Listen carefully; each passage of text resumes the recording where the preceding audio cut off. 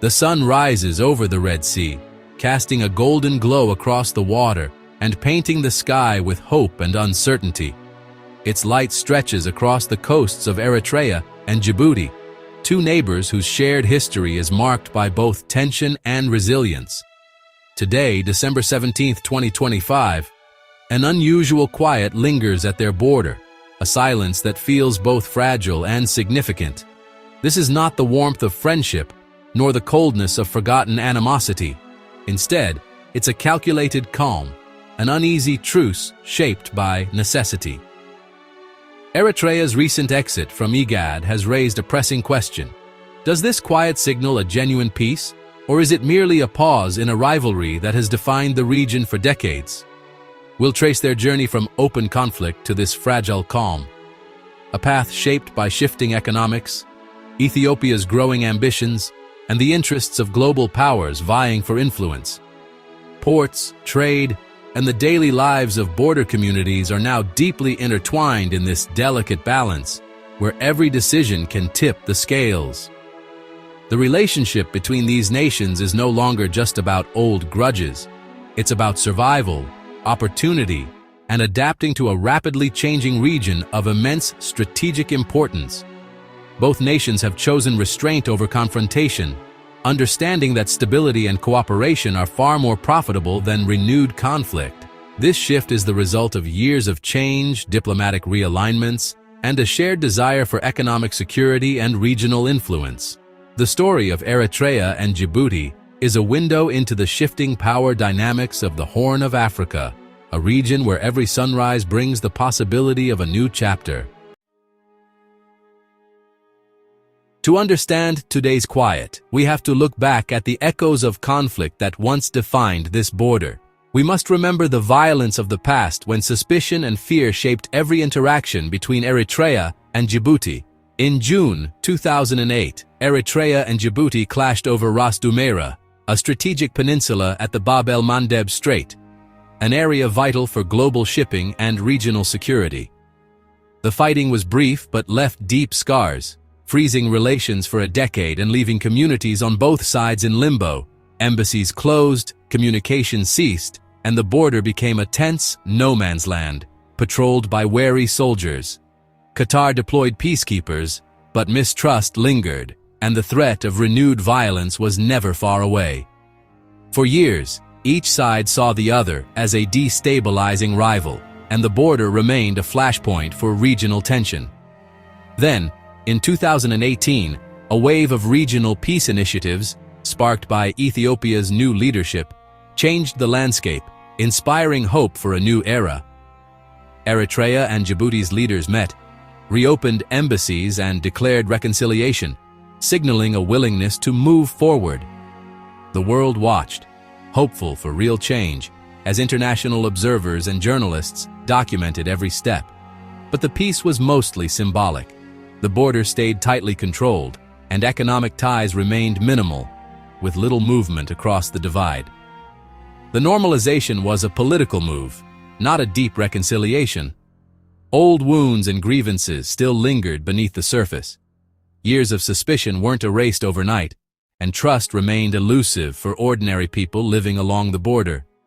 The peace was fragile, more a ceasefire than a true partnership, with both sides still wary of each other's intentions. Still, it marked a turning point, setting the stage for today's calculated, hands-off relationship, one built on caution rather than trust. The legacy of conflict remains, but so does the hope for something better, a future where handshakes might finally replace bullets for good. IGAD, the Horn of Africa's main regional bloc, is headquartered in Djibouti and central to its foreign policy. Djibouti values multilateralism and sees IGAD as a platform for dialogue and security. Eritrea, by contrast, distrusts regional blocs, preferring bilateral deals and self-reliance. This difference has long caused friction.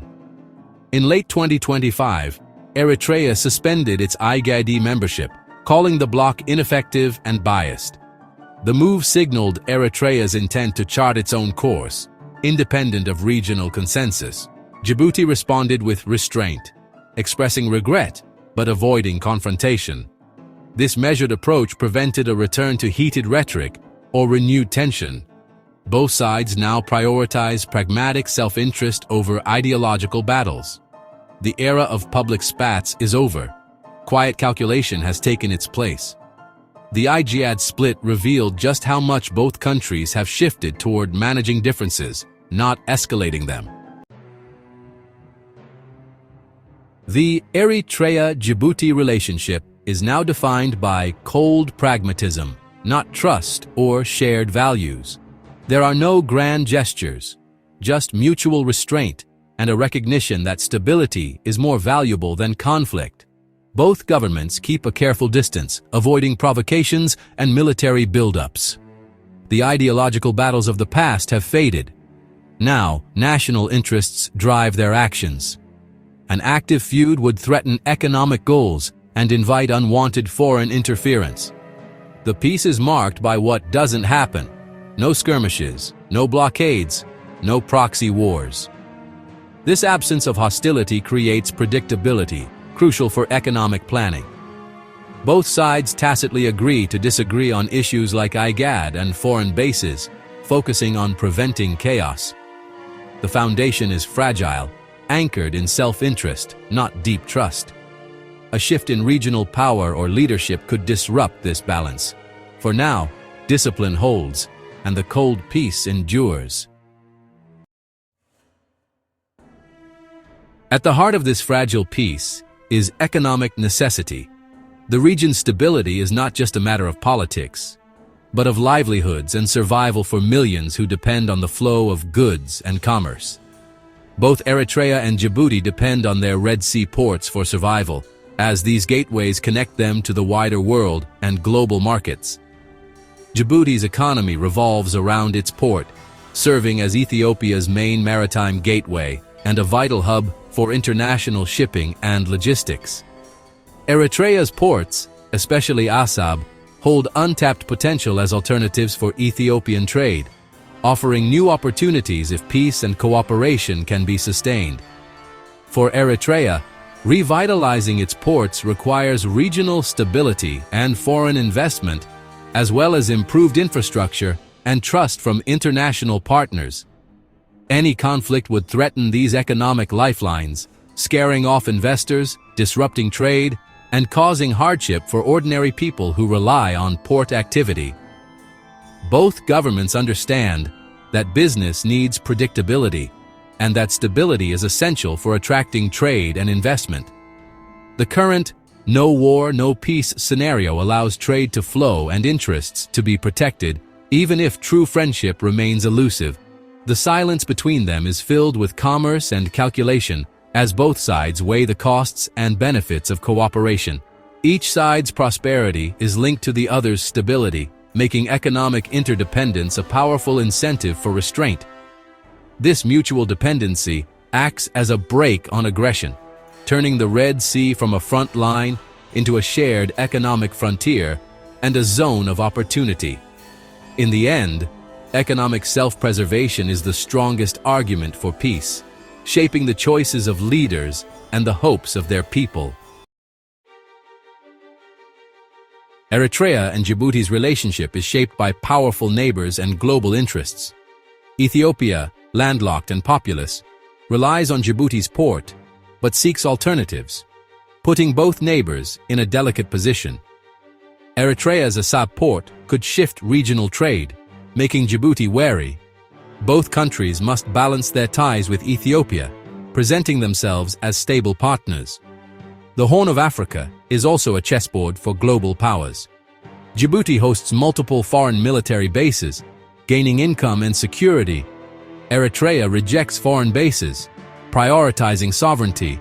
The heavy international presence deters instability. Global powers want the Red Sea to remain open and peaceful. Both nations know a local dispute could quickly draw in outside intervention. This awareness keeps them cautious, managing differences to avoid global entanglement. Beyond politics, this cold peace shapes daily life for border communities. After years of tension, The current calm brings predictability. Traders and herders can plan without fear of sudden conflict. Informal trade and local economies are slowly recovering. In Djibouti's port cities, thousands depend on uninterrupted trade for their livelihoods. Any renewed conflict would mean job losses and hardship. In Eritrea, hopes for prosperity hinge on revitalizing ports and creating new jobs. The cold peace gives families space to rebuild and children a chance to grow up without war. Stability, however fragile, is a lifeline for ordinary people. The dividends of peace are felt most by those far from the negotiating table. Their well-being is the strongest reason to maintain the calm. As 2025 ends, Eritrea and Djibouti's relationship is a study in calculated restraint. The peace is pragmatic, but fragile, dependent on economic logic and fear of outside intervention. A major shift, like Ethiopia using a Assab port, could test Djibouti's resolve. External actors add complexity. Their interests could stabilize or destabilize the region. The real test will come when new pressures arise: border disputes, investment competition, or political crises. Without IGAD's framework, old mistrust could resurface quickly. The current calm is a rational choice, but history shows that logic doesn't always prevail. The future could bring deeper cooperation, or a return to rivalry. For now, the people of the region hope restraint continues to win out. The Red Sea waits, holding its breath for what comes next.